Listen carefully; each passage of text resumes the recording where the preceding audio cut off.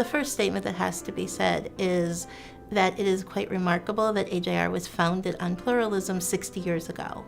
that we were founded on a concept in 1956 that no one talked about yet is really something we are just so proud of. And the Jewish world has now basically caught up with us. AJR is really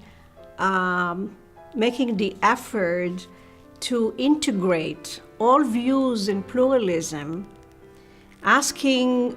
tolerance and respect. When I did my search for a rabbinical school, I found the Academy for Jewish Religion, and I was really drawn to the fact that there were professors from across the denominational spectrum teaching there, from Reform, Conservative, Orthodox, all streams of Judaism. And that was something that was very, very compelling for me, because at the time that I was exploring, my seminary options, I was 23 years old. I had just got out of college, and I was still trying to sort of figure out my Jewish identity and where I sort of felt on the Jewish map.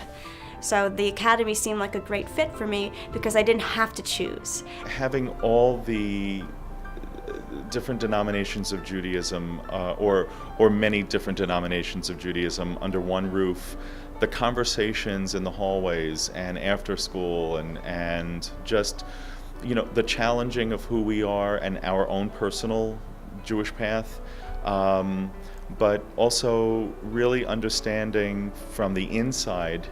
or more from the inside, what the community is all about. What brought me to AJR initially, I think, was more logistical, that they had this wonderful seminary that offered all their classes on the first 3 days of the week, so I could commute from Kansas City to New York back and forth and still have the time I needed with kids back home and my responsibilities back home, and still be essentially a full-time student here at AJR. So I began at AJR really because of the flexibility of the program and the way they really catered to second career learners. In the end, I'm very glad that I went because I learned so much more about AJR that was amazing, including the fact that as a cantor, I was trained along with rabbis and ordained along with rabbis, and that's something that doesn't happen anywhere else. We're looking to make the teaching of rabbis and cantors a dynamic process that reflects the world in which Jews find themselves. And I think that this is that our attempt to develop a new approach to rabbinic teaching, we hope that it will be something that the other schools and the other institutions will respond to. An institution like this, I think, is really at the forefront of blending the best of all of the different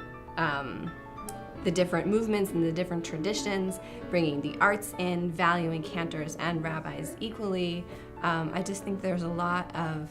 the philosophical underpinnings of this institution are really where the Jewish community, at least in North America, is headed.